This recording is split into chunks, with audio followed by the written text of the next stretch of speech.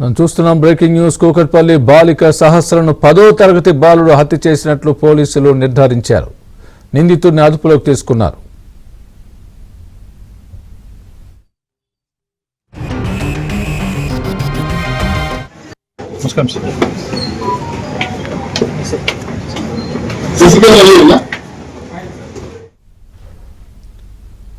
ఇదే అంశానికి సంబంధించి పూర్తి అప్డేట్ మా ప్రతినిధి మణికంఠ చెబుతారు. చెప్పండి మణికంఠ, పోలీసుల అదుపులో నిందితుడు ఉన్నట్టుగా మనం చూస్తున్నాం. Breaking news. 10వ తరగతి విద్యార్థి ఏ విధంగా జరిగింది, దీనికి సంబంధించిన పూర్తి వివరాలు పోలీసులు వెల్లడించారా? ఏ విధంగా గుర్తించారు నిందితుడిని?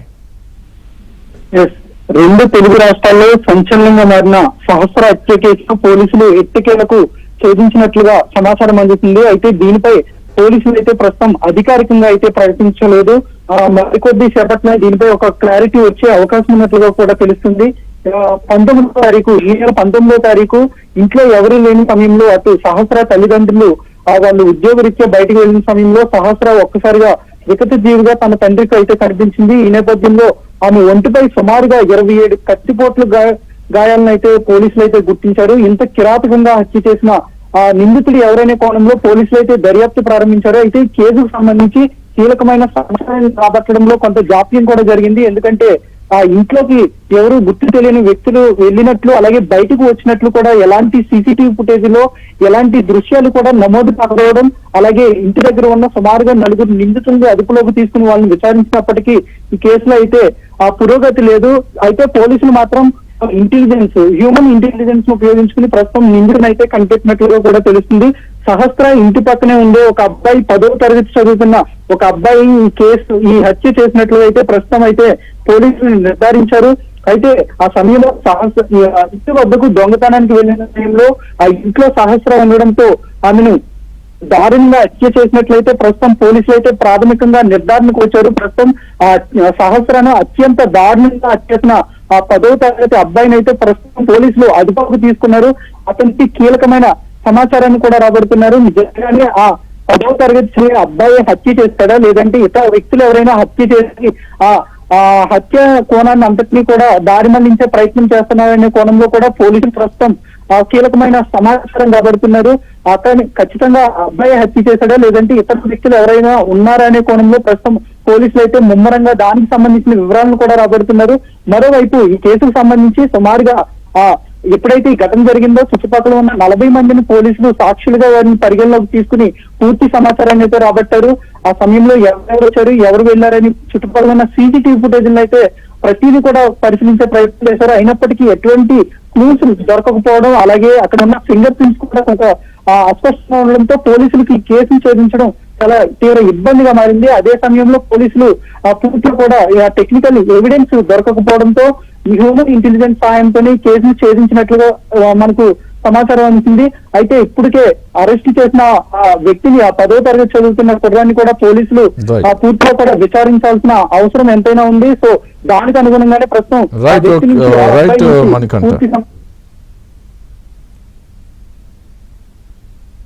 ఇదే అంశానికి సంబంధించి మరింత సమాచారం మా ప్రతినిధి ప్రవీణ్ లైవ్ లో అందిస్తారు. ప్రవీణ్, చెప్పండి, ప్రస్తుతం 10వ తరగతి అబ్బాయి హత్య చేసినట్లు గుర్తించారు. ఏ విధంగా హ్యూమన్ ఇంటెలిజెన్స్ ఏ విధంగా వాడారు, అసలు ఆ 10వ తరగతి అబ్బాయి ఎవరు, ఆ పూర్వాపురాలు ఏంటి, వాళ్ళ ఫ్యామిలీ ఏంటి, దీనికి సంబంధించి ఏమైనా పోలీసులు చెప్పడం జరిగిందా? మీ దగ్గర ఉన్న తాజా అప్డేట్ ఏంటి ఈ హత్యకు సంబంధించి? కుకట్పల్లిలో సంచలనం సృష్టించినటువంటి సహస్రాని హత్య కేసు చిక్కుముడి వీడిందని చెప్పాలి. ఎందుకంటే ఈ కేసులో పురోగతి లభించింది. దాదాపు 5 రోజులుగా పోలీసులకు చిన్న క్లూ కూడా దొరకపోవడంతో నిందితుడు ఎవరనేది వాళ్ళు పట్టుకోవడంలో కొంత ఇబ్బందికరమైనటువంటి వాతావరణం ఉంది. ఎట్టకేలకు 10వ తరగతి విద్యార్థి హత్య చేశాడనేటువంటి అంశాన్ని పోలీసులు నిర్ధారణకు వచ్చిన తర్వాత వెంకట్ అనేటువంటి యువకుని అదుపులోకి తీసుకొని పూర్తి స్థాయిలో విచారణ కొనసాగిస్తున్నారు. ముఖ్యంగా ఆ ఇంట్లో క్రికెట్ బ్యాట్ కోసం వెళ్ళినటువంటి సమయంలో, దొంగతనం కోసం వెళ్ళినటువంటి సమయంలో బాలిక ఇంట్లో ఉంది. ఈ నేపథ్యంలోనే ఆమె పైన విచక్షణ రహితంగా దాడి చేసి హత్య చేసినటువంటి సంఘటన సంచలనం రేకెత్తిస్తుంది. ఇంట్లో ఉన్న ఉన్నటువంటి బంగారం కావచ్చు, ఇతరత్ర వస్తువులను దొంగతనం చేయడంతో పాటు ఇంట్లో ఉన్నటువంటి బ్యాట్ తీసుకెళ్లేటువంటి ప్రయత్నంలో భాగంగా అమ్మాయి అడ్డగించడంతో అతనితో ఉన్నటువంటి కత్తితో విచక్షణ రహితంగా దాడి చేశాడనేది పోలీసులు ఒక ప్రాథమిక నిర్ధారణకు రావడం జరిగింది. చాలా సంవత్సరాల తర్వాత ఒక కేసును ఛేదించడంలో పోలీసులకు తలనొప్పిగా మారింది. ఎందుకంటే ఏ కేసులో అయినా కూడా ఎక్కడో కొద్దిగా క్లూస్ ఉంటాయి, సీసీ కెమెరా ఫుటేజ్ ఉంటుంది. కానీ ఈ కేసులో ఎలాంటి క్లూస్ లేకపోవడం, సీసీ కెమెరా ఫుటేజ్ లేకపోవడంతో ఈ కేసును ఛేదించడంలో కొంత పోలీసులు ఇబ్బందికరమైనటువంటి వాతావరణం ఉంది. పూర్తిగా హ్యూమన్ ఇంటెలిజెన్స్ లేకపోవడంతో ఈ కేసు ఛాలెంజింగ్గా మారిందనేది కూడా మనకు స్పష్టంగా అర్థమవుతుంది.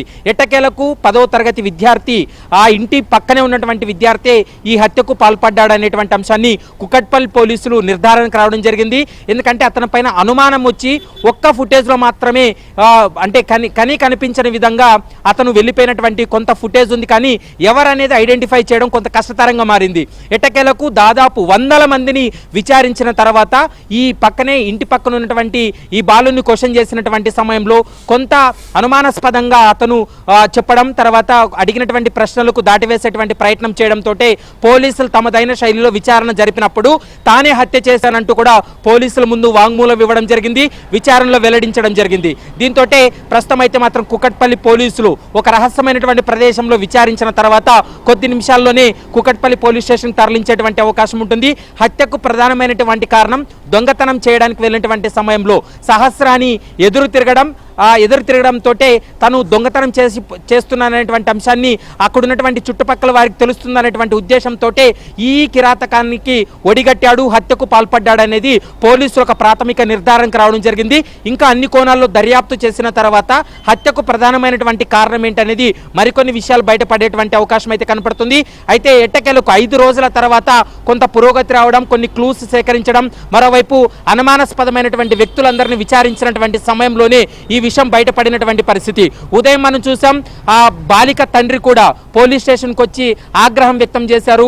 ఈ తమ కూతురుని చంపినటువంటి వ్యక్తులు ఎవరో ఇప్పటి వరకు పోలీసులు పట్టుకోలేకపోయారు, తమనే వేధింపులకు గురి చేస్తున్నారు, పదే పోలీస్ స్టేషన్కి రావాలంటూ కూడా ఇబ్బందులకు గురి చేస్తున్నారంటూ కూడా ఉదయం మీడియాతో మాట్లాడినటువంటి సందర్భం.